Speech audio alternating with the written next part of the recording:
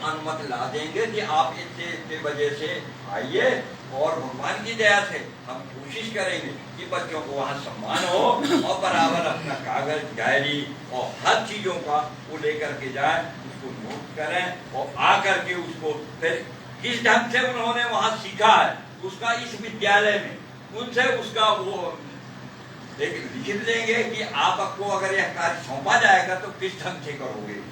तो एक तरह से उनको और जहाँ कमियां होंगी फिर उसमें दूसरी चीज क्या है, ये हमारे विद्यार्थी अधिकांशतः ग्रामीण क्षेत्र से आते हैं। ग्रामीण क्षेत्र से आते हैं, ग्रामीणों में हमारे बहुत से पुराने ख्यालों के लोग रहते हैं, उनको हमें अपने ही स्तर से आजकल तो मैं देख रहा हूँ कि विद्यार्थी पढ़ाई में कम समय देते हैं, मोबाइल टीवी और इसमें ज्यादा समय देते हैं। मैं हाथ जोड़ के सभी विद्यार्थियों से इस बात के लिए प्रार्थना करता हूँ कि बेटा और जब तक पढ़ते हो तो मोबाइल की रफ्ता छोड़ दो, मोबाइल का उपयोग सिर्फ मोबाइल तक ही सीमित रखो। मैं देख रहा हूँ कि गली गली में मैं देख रहा हूँ कि यहाँ रास्ते चलते जा रहे हैं, मोबाइल बराबर चल रहा है, चाहे एक्सीडेंट हो जाए चाहे कुछ भी हो जाए, पर इन सब चीजों से दूर रहना पड़ेगा। इसलिए मैं ये सब बात कहना चाहता हूँ। अगर माता पिता आपको कहते हैं बेटा पढ़ाई का काम करो, परंतु आप लोग उस तरफ भी ध्यान दें। शिक्षा तो वह चीज है कि जब स्कूल से पढ़ के जो चीज जाते हो, कल जब स्कूल आओ तो वो विषय आपको याद हो जाना चाहिए। यही शिक्षा आपने कि मास्टर ने पढ़ाया रख दिया, इसके अलावा कुछ नहीं। जो अभी पढ़ेगा वो आगे चल के कुछ ना कुछ बन के दिखाएगा। इसलिए मेरा विद्यार्थियों से यह अनुरोध है कि यह कार्य करें। दूसरी बात क्या है, जैसे गुरुजी ने बोला हमारे यहाँ बहुत से सिलाई केंद्र है, जितने बच्चे बच्चियां चाहते हैं कि हमें सिलाई सीखना, हम उस चीज में उनको ले जाकर करवाने के लिए भी कर सकते हैं। अस्पताल में है फर्स्ट एड का पीरियड तो मैं भी यहाँ आके दे सकता हूँ। ड्रेसिंग कैसे करना है, इंजेक्शन कैसे लगाना है, बेहोश हो गया रास्ते में मिल गया तो उसको हमको कैसे क्या करना है, ये चीजें मैं आपको जब भी आप कहोगे तो मैं 1 घंटा हफ्ते में 1 घंटा मैं आपको दे सकता हूँ। हर विषय में मैं पढ़ा मैं जिला ग्रामीण स्वास्थ्य मिशन के तहत मैं डिस्ट्रिक्ट ट्रेनर हूँ, डिस्ट्रिक्ट आशा प्रशिक्षक हूँ, जन स्वास्थ्य रक्षक प्रशिक्षक हूँ, समिति इंस्पेक्टर मैंने जबलपुर मेडिकल कॉलेज से किया है और 40 वर्षों तक मैंने स्वास्थ्य विभाग में सर्विस किया है और 17 वर्ष रिटायरमेंट होने के बाद भी अभी स्वास्थ्य विभाग में मैं अपनी सेवाएं दे रहा हूँ। तीसरी चीज, मैं कर्मचारियों का भला चाहता हूँ, जिसके तहत से मैं एक हेल्थ डिपार्टमेंट के होते हुए भी क्लास 3 का प्रेसिडेंट रिची में हुआ, क्लास 3 का प्रेसिडेंट मैंने बरही में हुआ। इतने शिक्षा परिवार होने के बाद भी लोगों ने मेरे को सुना। वर्तमान समय में मैं पेंशनर एसोसिएशन का हूँ।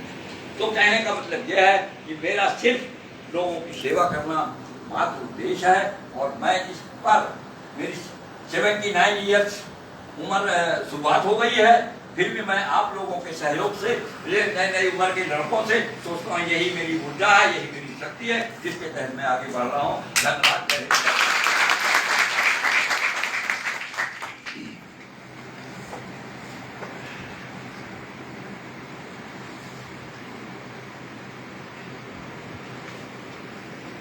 बहुत बहुत धन्यवाद सम्मानी जी, आपने माहौल को पूरा ऊर्जावान कर दिया। और जैसा कि अभी तक की ये समय रहा है हमारे बरही का, कि कहाँ से प्रतिभाएं निखर के आ जाती पता नहीं चलता है। अभी हम आपसे बहुत रूबरू होते थे कई दिनों से, लेकिन आज आपने जो बताया पहली बार हुआ, इसके लिए बहुत बहुत धन्यवाद आपका। और इसी प्रकार अगली कड़ी में मैं सम्मानीय केशव प्रसाद यादव जी को आमंत्रित करता हूँ, वो आए और अपने विचारों से यहाँ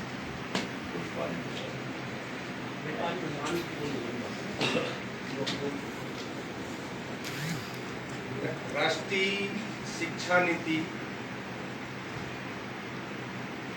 में सम्मानीय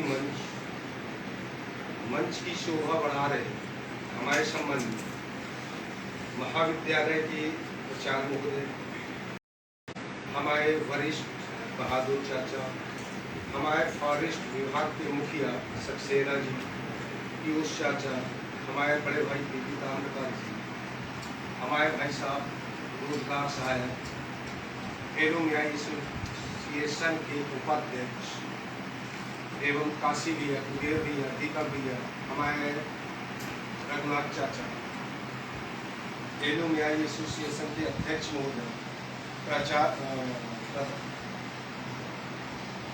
प्रोफेसर महोदय, मंच संचालन महोदय। नई शिक्षा नीति में जैसा हमारे प्रोफेसर महोदय जी के द्वारा बताया गया कि अभी तक कौन कौन से सब्जेक्ट, उसमें आज के दौर अब वहाँ पे आज की मूलभूत योजनाओं के साथ साथ हमारे आगामी जीवन में इस शिक्षा के अध्ययन से हमारे जीवन में जैसे एक सीख जोड़ी गई है, उसमें नई शिक्षा में आर्थिक, ये बहुत कहना चाहिए कि सदुपयोगी है मानव जीवन में। अभी तक तो अपन लोगों ने शिक्षा प्राप्त की, अब आया है अनुभव का समय, उसी में ये सारी शिक्षाएं और जोड़ दी गई है कि अपने मानव जीवन में सबसे बड़ी विसंगतियां वर्तमान में जो देखी जा रही है बेरोजगारी की, तो जो इसमें जोड़ी गई है, जैसे सर जी ने बताया अपना वाटर फिल्टर हो गया, फॉरेस्ट में हो गया, कई चीजें जो भी बताए, ये अपने को एक इसमें शिक्षा के साथ साथ प्रैक्टिकल भी हो। अगर आगे चल के मैं तो सभी के भविष्य की कामना करता हूँ कि जितने हमारे यहाँ छात्र हैं सबका उज्जवल भविष्य हो, सबका जीवन में मतलब अच्छा अगर सर्विस मिल जाए, सर्विस नहीं मिले तो बहुत अच्छे उद्योग करें, व्यापार करें। तो इसमें एक अपने को यहीं से अपने लाइफ में आर्थिक के लिए अगर किसी परिस्थिति के कारण हमको मान लीजिए सर्विस नहीं मिल पा, हमारे पास पक्का वो नहीं है, धन नहीं है कि हम कहीं पे कोई उद्योग नहीं लगा सकते, लेकिन हमारे इसी अभी 3 वर्ष में 4 वर्ष में अपन इतना कुछ सीख लेंगे कि हमको किसी के यहाँ मतलब या किसी कंपनी में जितने हमारे आर्थिक में, जितने हमारे मानव जीवन में सदुपयोग के लिए व्यय चाहिए उतना हमको प्राप्त हो सकेगा। और रही बात इसमें जैसे कुछ अपने शिक्षाएं में होने में, जैसे सर बता रहे रूम कम है, कहीं पे सारी चीजें वो है, तो जैसा भी सभी आप लोगों का मार्गदर्शन होगा उसमें हम सभी लोग एक साथ हैं। धन्यवाद।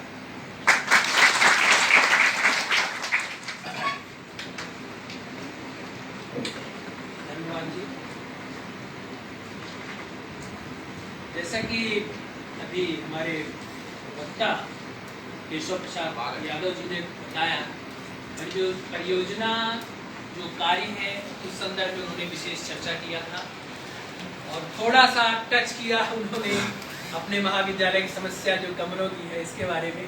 इसे थोड़ा टच नहीं करना है, इसे हाईलाइट करना है। ये हम लोग मतलब पूरा महाविद्यालय परिवार चाहता है कि आप हमारे जनप्रतिनिधि हैं, वहाँ तक हमारी बातें पहुँचाएंगे और पहुँचाएंगे अगर नहीं जबरदस्ती लड़के काम करवाएंगे तब जाके कहीं काम होना। तो 2-3 बार प्रयास भी किया कैलाश भी के साथ, प्रयास सतत है, निरंतर है, हमको पता है, चल रहा है, लेकिन ये जरूरी है, यहाँ भूमिका है, चलती रहेगी। अब मैं अगले वक्ता के रूप में सम्मानीय श्री पीयूष अग्रवाल जी को आमंत्रित करता हूँ, आए अपने विचार व्यक्त करें।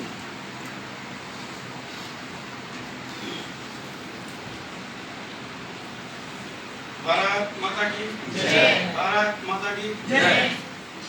आज के इस नवीन शिक्षा नीति 2020 के सरकार अब ये सोच रही है, आपने किसी लोगों को सुना होगा सर, नौकर नहीं मालिक बनिए, कई बार आपने ऐसा सुना होगा।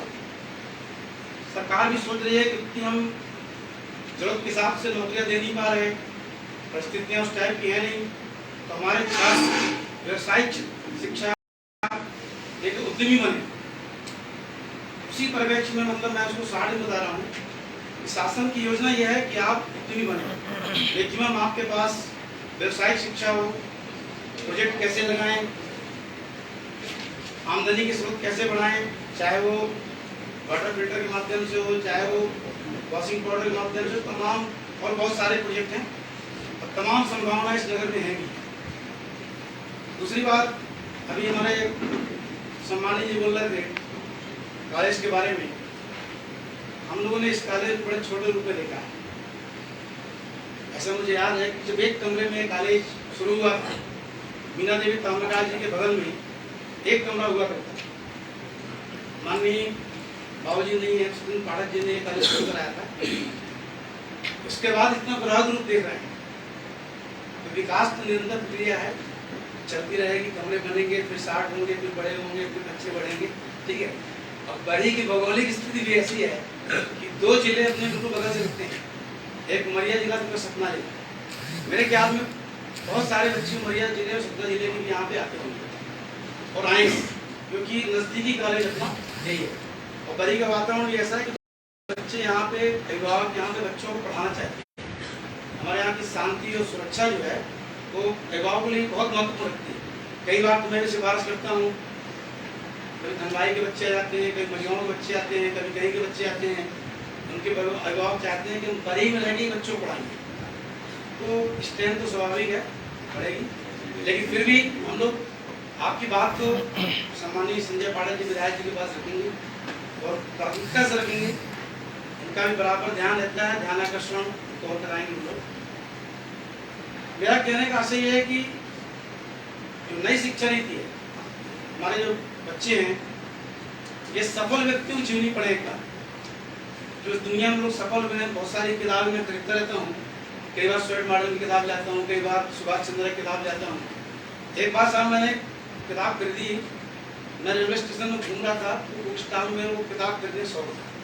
मैंने कोई अच्छी बुक्स खरीदी। एक बुक मेरे को टाइम मैनेजमेंट की मिली, समय प्रबंधन की बहुत बढ़िया किताब थी वो। मतलब वो भी बहुत जरूरी बात है। टाइम मैनेजमेंट जीवन में सब कुछ वही है। दुनिया में जो भी सफल लोग हैं उनके पास भी आपके हमारे बराबर ही समय, 24 घंटे का ही समय है। उनके पास कोई ज़्यादा समय नहीं, चाहे नरेंद्र मोदी जी हों, चाहे विवेकानंद जी रहें, चाहे लोग, लेकिन उन्हें समय का प्रबंधन किया। तो बच्चों को समय का प्रबंधन करने की भी बहुत आवश्यकता है, चाहे जिस रूप से अपने समय को बचाना और समय को बचा के इस शिक्षा नीति के अंतर्गत आपको नए प्रोजेक्ट और नए जो भी हैं आपके पास, जो भी यहाँ उपलब्धता है, उसमें एक प्रकार की ट्रेनिंग लेना, देखना, समझना। रहा सवाल हमारे नगर का, हमारे नगर में जो भी छोटे मोटे प्रोजेक्ट लगे हैं और भी लगने की संभावनाएं चल भी रहे हैं, उसमें बराबर हमारे यहाँ का जो वातावरण निश्चित रूप से हम आपके यहाँ के बच्चों को सहयोग करेंगे, करवाएंगे और बराबर उनको उसकी शिक्षा मिले, उस पर आगे बढ़ेंगे। नई शिक्षा नीति के तहत बहुत सारी चीज़ें हैं, उसको आप लोग विस्तार से ज़्यादा बता पाएंगे। ये जरूर मैंने देखा है कि बच्चों में बोझ कम होगा। जो 5वीं के बच्चे थे, 2री के बच्चे बहुत सारा बस्ता लेके जाते थे, उस पर शायद कुछ कमी आएगी, क्योंकि उस नर्सरी को शामिल कर दिया, 3+1 ऐसा कुछ कर दिया है, ऐसा कुछ मैंने देखा है। हाँ, ऐसा कुछ कर दिया। पहले 10+2 था, अब 5+3+3+4 ऐसा कुछ कर दिया। तो शासन की जो भी योजनाएं, शासन ने जो नई शिक्षा नीति लाए वो देश की आवश्यकता है। अपना देश अभी दुनिया में सबसे युवा देश है। मेरे ख्याल में यहाँ की आबादी, जैसा मैंने आंकड़े सुने देखे हैं, 65% नौजवान लोग हमारे देश में हैं। इसीलिए पूरी दुनिया में अपने यहाँ के वैज्ञानिक ही काम करते हैं। हमारा जो वैज्ञानिक पूरी दुनिया में है, उसका सिर्फ कारण है कि हमारा देश युवा देश है। और आने भी एक दिन मैं सुन रहा था मोदी जी की स्पीच, मैंने कहीं देखा है इसको, आने वाला 20 साल अपने देश के लिए बड़ा महत्वपूर्ण समय। इसी 20 साल के अंदर एकदम बड़ी हाइट में जाने वाला है देश की तरक्की आने वाली है। उसी के तहत नई शिक्षा नीति को लाया गया है और उसमें सभी बच्चे सहयोग करें, आप लोग उनका मार्गदर्शन करें और हम लोग जो सहयोग हम भी करेंगे। जय हिंद।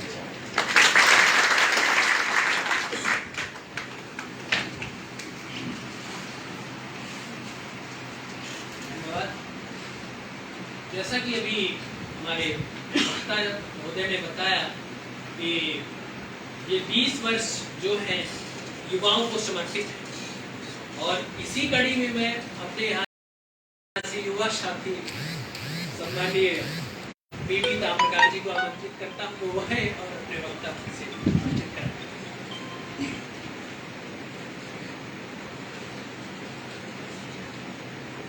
भारत माता की जय। भारत माता की जय। राष्ट्रीय शिक्षा नीति के विषय पर आज जो कार्यशाला यहाँ की गई उसमें पधारे हुए हमारे शासकीय महाविद्यालय बरही के प्राचार्य महोदय,